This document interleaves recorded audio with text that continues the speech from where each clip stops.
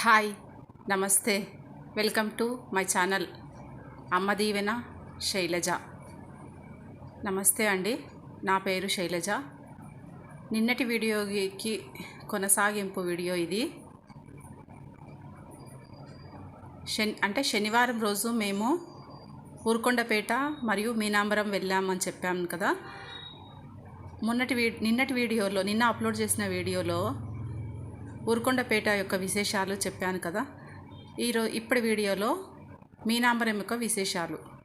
మీనాంబరం క్షేత్రం వచ్చేసి జడ్చర్లకు ఒక 10 కిలోమీటర్ల దూరంలో ఉంది. ఇక్కడ స్వామివారు వచ్చేసి పర్షవేదీశ్వర స్వామి, అంటే లింగమూర్తియే.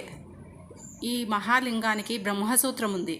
బ్రహ్మసూత్రం ఉన్న లింగానికి దర్శనం చేసుకుంటే మనకు పరమ పవిత్ర లోకం పదిస్తుందని పెద్దవాళ్ళు చెప్తారు.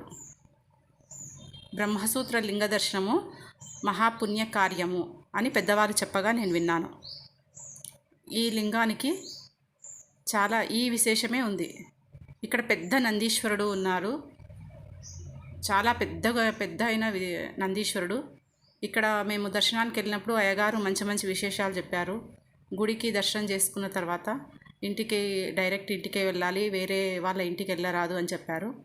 ఈ దర్శనం చేసుకున్న తర్వాత మధ్యలో మా చుట్టాలు అన్నయ్య రవి అని ఆయన మాకు సబ్బుల తయారీ దగ్గరికి తీసుకెళ్లారు. అక్కడ మాకు కావాల్సిన సబ్బులు, సర్ఫులు, సామాన్లు దోమే సబ్బులు తీసుకొని మళ్ళీ మేము మహబూబ్నగర్కి రిటర్న్ అయ్యాము.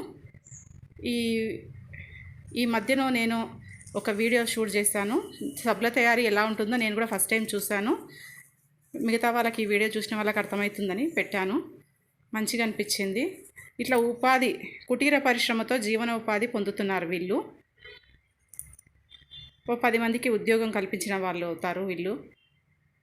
చూడండి, షింజో అంట కంపెనీ పేరు. సర్ఫు కేజీ వచ్చేసి 55 రూపాయలు ఉంది.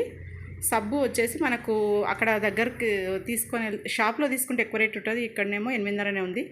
So like, share, subscribe.